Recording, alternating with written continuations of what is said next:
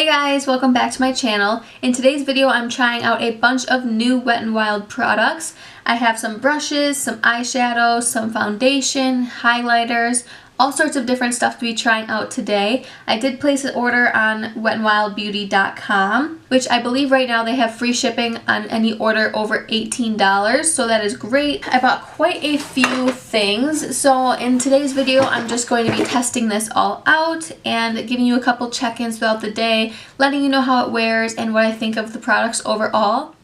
Okay, so I'm going to start with my eyes today, and for this I have the new eyeshadow palette, which is in the shade Rosé in the Air.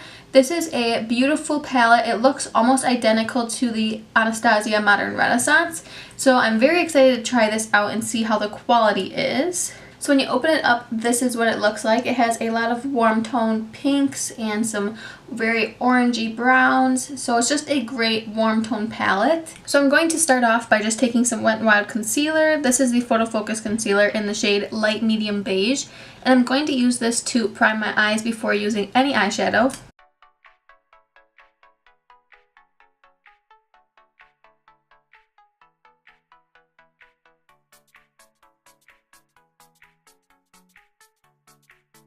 Now to set my base, I'm just going to go in with this light sort of cream shade here.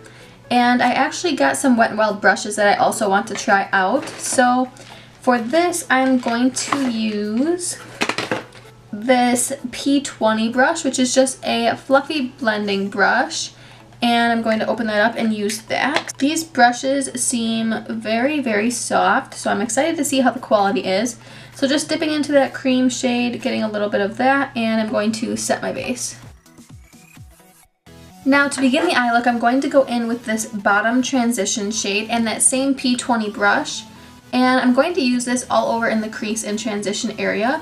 I'm really excited that Wet n Wild started bringing out palettes with some more shades because, for example, the Comfort Zone palette, which I love, it didn't have any matte shades, so now the new one has a couple of transition shades, which makes it very easy to get a full look with the palette. So I'm just taking this on my brush and I'm going to run this through my transition area. And these are very, very pigmented. I only took a little bit on my brush and tapped off all of the excess, and it's still very, very pigmented on my eye. Now that we have a good layer of that, I'm going to go in with this more burnt orange shade up here. And I'm going to take that on a P15 brush, which is a little bit more tapered. So this is just a bit smaller, more condensed. So I'm going to go in with that burnt orange shade and apply this to my crease.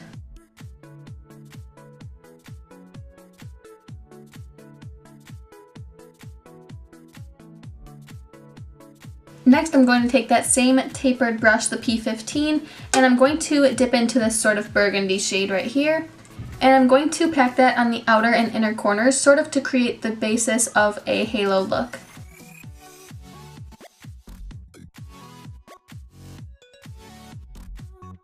Once I have that set in place and sort of outlined, I'm going to go back in with that burnt orange shade just to really blend out the edges.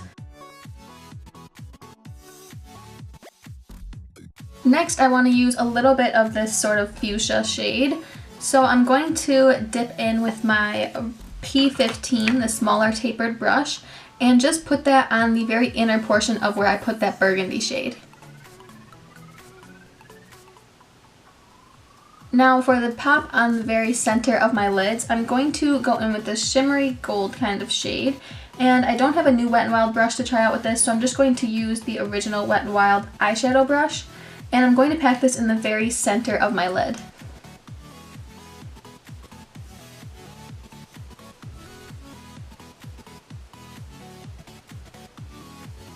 Okay, so that didn't quite put as much pigment as I wanted. It could be because it is trying to go over a very deep burgundy shade. So what I'm actually going to do is just go in with this deeper sort of pink shimmer down here at the bottom.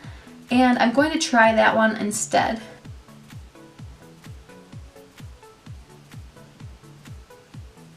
I am going to try to intensify it a little bit, so I'm going to dip into the shadow on my brush, and then once I have some color on my brush, I'm going to take my Milani Make It Last setting spray just to dampen it a little bit and see if that intensifies it.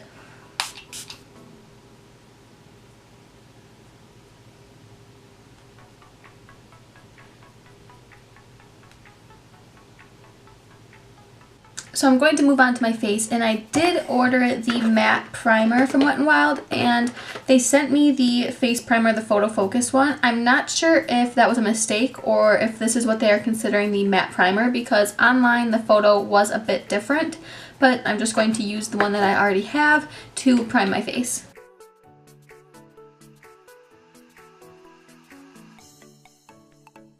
So I also do have the new cushion foundations to test out. So I have mine in the shade Cream Ivory. This is light, medium, warm. I did pick this up at Walgreens and I did not see any just light warm. They did have one shade lighter than this on the display, but it was a more cool undertone. So I'm hoping that this is doable at least. We can try to work with it. So on their website, this retails for $8.99 and they have 8 shades. It does have SPF 15, so looks pretty good. It's in a typical cushion foundation package.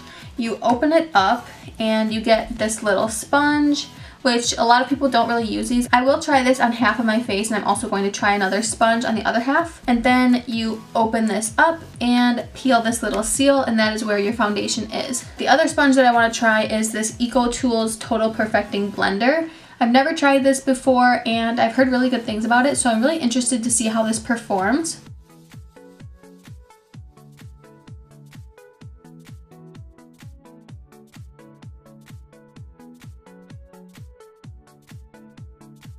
So as you can see, the color actually is not quite as dark as I had anticipated, so that is good. Because like I said, since this is the second to lightest shade, if this was really a lot darker than me, then a lot of girls that are lighter than me would have a very hard time finding some shade. And I actually don't mind this applicator whatsoever. I think it's applying it really nicely. It's not soaking up barely any product, which is awesome. Overall, it looks like it's sitting nicely on my skin. It sort of gives a healthy glow to my skin, which I really like. So I'm going to try the other side with this EcoTools blending sponge.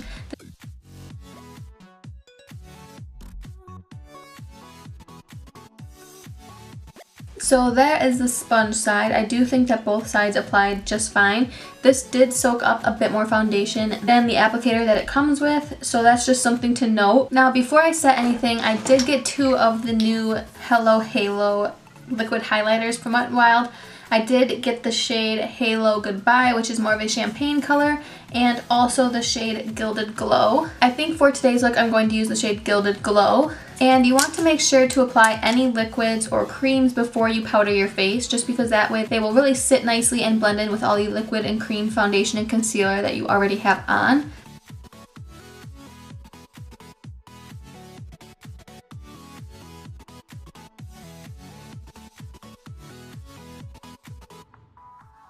So that is what it looks like blended out. I actually really like this. I think it gives a very nice glow and sheen to the skin, but it's not glittery or chunky at all. So I really love that, and I'm excited to see how it wears throughout the day. Next, I'm going to take this P75, which is a highlighting brush, and I'm going to go in with the Wet n Wild Crown of my Canopy highlighter just over top of that Gilded Glow. Now I'm going to take the P25, which is a flat top precision brush. And I really wanted to try this out for nose contouring. Since it is flat, I thought it would be really easy to get that precise line. So I'm going to use this P10 brush. This is a domed pencil brush, and I'm first going to go in with the original transition shade, that sort of warm brown, and I'm going to buff that along my entire lower lash line. Then I'm going to take a definer brush and go into that burgundy shade and pack that along my lower lashes. Now for an inner corner and brow bone highlight, I am going to go in with a mixture of these 2 lighter shades here. And the last new thing to try out is this retractable brow pencil. This is the Ultimate Brow, and I have mine in the shade Medium Brown. It looks a lot like the brow definer with that angled tip. So this is what it looks like. It is double-ended. On one side you have the brow pencil with that angled tip, and on the other you have a spoolie. So I am first going to go in with the spoolie and just brush out my brows. and I'm just going to lightly fill in my brows.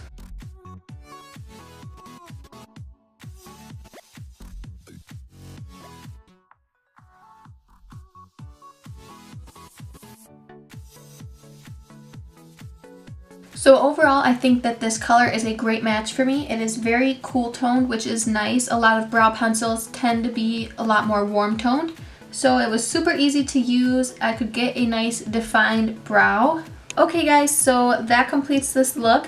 Right now it is about 11:15, so I'm going to keep this on all day long. I have to go to work and then I have class afterwards, so I will get a full day's wear in with this makeup and let you know my thoughts. So far, I'm absolutely loving this palette. It performed very well. All the colors are pretty bright and pigmented. The brushes were amazing. They all felt so soft and blended out everything very nicely. As for the eyebrow pencil, I really like the formula and the color of this. I think it was super easy to get a nice, quick, full brow. The Hello Halo liquid highlighters, I think that these are definitely a great product. They were super pigmented, very easy to work with, blended out nicely on top of foundation and concealer, and just gave a lit from within glow without being too shimmery or glittery or chunky.